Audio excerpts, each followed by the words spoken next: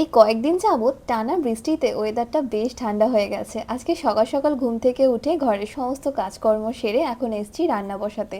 আর দেখো ওই জবা ফুলের গাছটায় কত ফুল হয়েছে। আর এই কয়েকদিন বৃষ্টিতে না গাছগুলো ভীষণ সুন্দর লাগছে।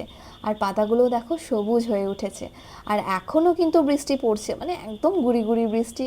আর আকাশের অবস্থা দেখো, মেঘ হয়েই আছে, মনে হচ্ছে আবারও খানিকক্ষণের মধ্যে জল নামবে।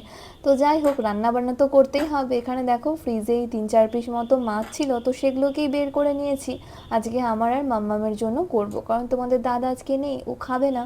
তো এই জন্য এই 3টে মাছ আছে, ভাবলাম এই 3টে মাছই করে নিই, কালকে আবার বাজার গিয়ে মাছ আনা হবে।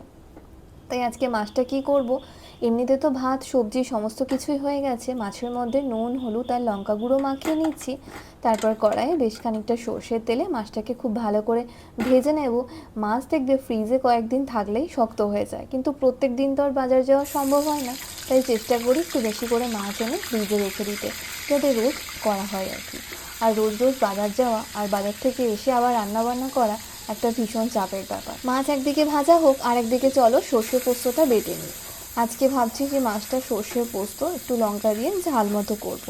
তো এই জন্যই মাছটা একটু খড়া খড়া করে ভেজেছি।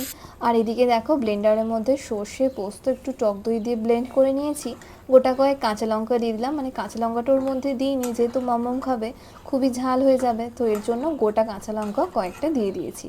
এবার ভাতটাও বেড়ে নিই। এখানে দেখো ভাত নিয়েছি, একটু আলু সিদ্ধ নিয়েছি, নিয়েছি একটু শাকের তরকারি, আর এই যে মাছ। কি কেমন লাগছে আমার লাঞ্চ থালিটা অবশ্যই কিন্তু কমেন্টে জানিও। সিম্পল খাবার দাবার আমার সত্যিই খুবই পছন্দের।